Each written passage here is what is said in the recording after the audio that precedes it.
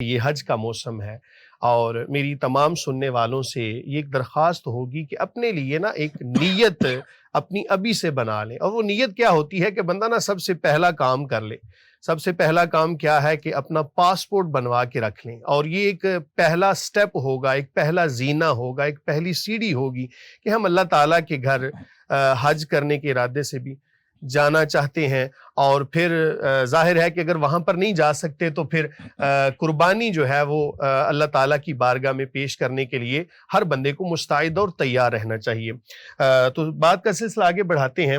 حافظ صاحب، جب ہم بات کرتے ہیں قربانی کے حوالے سے تو آپ اس کو کس اینگل میں دیکھتے ہیں؟ عصر حاضر کے معاملات بھی آپ کے سامنے ہیں اور شریعت اسلامیہ سے جو ہمیں اصول ملتے ہیں وہ بھی ہمارے سامنے. تو آپ اس کو کس اینگل میں دیکھتے ہیں کہ آج کے دور میں ہم قربانی کو دیکھتے ہیں اور قرآن و سنت میں جب یہ چیزیں ساری کی ساری مطالعہ کرتے ہیں تو اس میں کیا فرق ہے اور کن چیزوں کو بہتر کرنے کی ضرورت ہے؟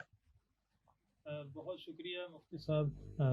قربانی کے حوالے سے چونکہ آج کل دن چل رہے ہیں قربانی کے، تو یقیناً ایک بڑی تعداد میں پوری امت مسلمہ، ایک امت کا وہ حصہ ہے جو اس وقت حج میں شریک ہے، اور ایک امت کا وہ حصہ ہے جو اس وقت حج میں شریک تو نہیں ہے لیکن قربانی کی سنت کو تازہ کر کے تو وہ اپنے حاجی جو بھائی اس وقت موجود ہیں ان کے ساتھ ایک کنیکشن کی شکل میں کہہ لیجئے کہ وہ ان کے ساتھ رابطے میں ہیں.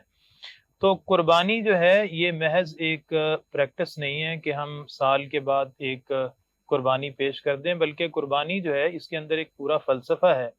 تو میں یہ سمجھتا ہوں کہ جو بندہ قربانی کرتا ہے نا، اس کو 3 حوالوں سے اپنا جائزہ لینا چاہیے. ٹھیک ہے. ایک تو وہ ہے کہ جب ہم جانور لیتے ہیں تو اس میں جو سارے ظاہری اس کے جو بتائے گئے کہ یہ اس میں خوبیاں ہونی چاہیے، اس کے اندر کوئی عیب نہیں ہونا چاہیے، وہ فربہ ہونا چاہیے، اور اس کے اندر کوئی نقص نہیں ہونا چاہیے، لاگر نہیں ہونا چاہیے، بیماری نہیں یہ ساری چیزیں اپنی جگہ پہ ہیں.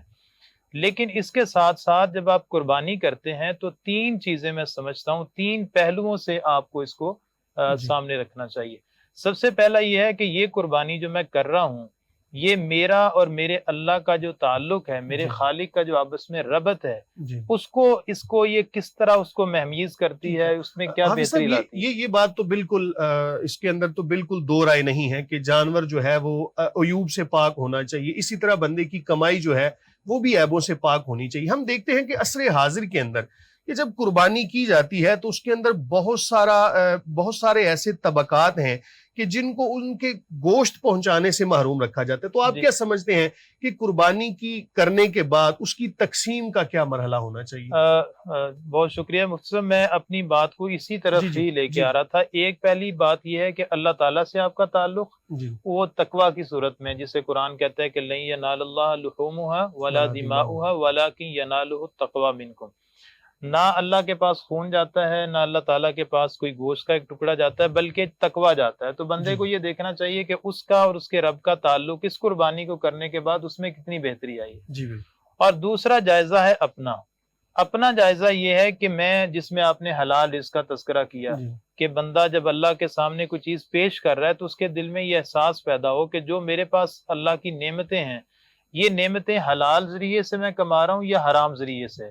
تو قربانی کے موقع پہ ایک بہت بہترین موقع ہے کہ بندہ اپنی سیلف اسیسمنٹ کرے، وہ یہ جائزہ لے کہ میرے ذرائع آمدن جو ہے اس میں کہاں کہاں نقص ہے تو اس کو ریموو کر لے.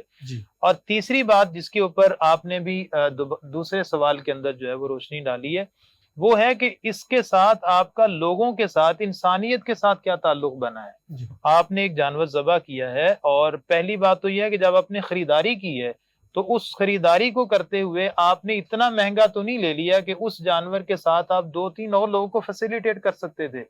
آپ اپنے رشتہ داروں کو، کسی غریب کو، اپنے ہمسائے کو. جب ہم دیکھتے ہیں حدیث معذرت کے ساتھ، جب ہم دیکھتے ہیں حدیث مبارکہ میں رسول اللہ صلی اللہ علیہ وآلہ وسلم کا فرمان جس کا مفہوم ہے کہ اللہ کے ہاں وہ قربانی زیادہ مقبول ہے کچھ جو زیادہ فربہ ہو اور قیمت کے لحاظ سے زیادہ مہنگی ہو. تو کیا اس چیز کو ہم پس پشت ڈال دیں گے یا کہ مہنگی قربانی خریدیں گے؟ مفتی صاحب بہت اچھا آپ نے اس پہلو حدیث کے تناظر میں. تو میں یہ سمجھتا ہوں کہ اس کو ہم نے بیلنس کرنے کی ضرورت ہے. ایک ہے کہ آپ بالکل مڈین سا جانور لے لیں، ایک ہے کہ آپ اتنا مہنگا لے لیں کہ آپ شو آف کرنے کے لیے اس کو آپ جو ہے نا وہ یعنی حد سے زیادہ خرچ کر دیں تو جسے فضول خرچی کے معنوں میں چلا جائے گا. تو اس میں ایک توازن جو ہے نا، اپنا جانور بھی مناسب ہو، اچھا ہو، اور جو بھی اس کے لیے ضوابط بتائے گئے ہیں اس کو پیش نظر رکھیں، لیکن اس کے ساتھ ساتھ اتنا زیادہ مہنگا نہ لے لیں کہ آپ کی ایک بندے کی قربانی میں 5 لوگ اور ایڈجسٹ ہو سکتے تھے. تو ایک تو یہ ہے کہ خریداری کے وقت آپ غریبوں کو، یتیموں کو، مسکینوں کو، بیواؤں کو، مظلوموں کو، میں سمجھتا ہوں کہ ان سب کو سامنے رکھیں، ہمسایوں کو سامنے رکھیں، اور سب سے بڑھ کر یہ ہے کہ اپنے عزیزوں اور اقربا کو خاص طور پہ جو ہے وہ سامنے رکھیں. تو یہ ایک صلہ رحمی کے تناظر میں بھی آ جائے گا. اچھا، دوسری بات یہ ہے کہ جب آپ قربانی کر لیتے ہیں تو قربانی کرنے میں شریعت، دیکھیں شریعت نے ہمارے لیے آسانیاں پیدا کی، ہر مرحلے میں آسانی پیدا کی. ہمارے لیے کوئی پیٹ رول نہیں بتا دیا کہ آپ نے اتنا گھر میں رکھنا ہے، اتنا دینا ہے، سارے کا سارا صدقہ کرنے کا بھی نہیں کہا گیا، سارے کا سارا. تو اس میں ہمیں دیکھنا ہے حالات کو کہ کس کس نے، جس طرح قرآن مجید میں نا فاطم البائس الفقیر فکلوا منہا واتیم البائس الفقیر، جزاک اللہ خیر. تو اس میں یہ کہا گیا کہ خود بھی کھاؤ اور جو فقیر ہے، جو حاجت مند ہے، جو ضرورت مند ہے، اس کو بھی دو. تو میں یہ سمجھتا ہوں کہ اس کے اندر بھی ایک توازن والی کیفیت ہونی چاہیے. آپ اپنے گھر والوں کو بھی، دوستوں کو بھی فیسیلیٹیٹ کریں، اور اس کے ساتھ ساتھ آپ مطلب اس میں یہ ہونا چاہیے کہ مطلب گوشت آپ کے پاس آ گیا تو آپ اس کے 3 حصے کر لیں، ان میں سے ایک حصہ اپنے لیے رکھ لیں. مطلب مناسب یہ ہے، مستحب یہ ہے کہ ایک حصہ اپنے لیے رکھ لیں، ایک حصہ اپنے رشتہ داروں کو بھیج دیں، اور ایک حصہ غربا پر بھی تقسیم کریں.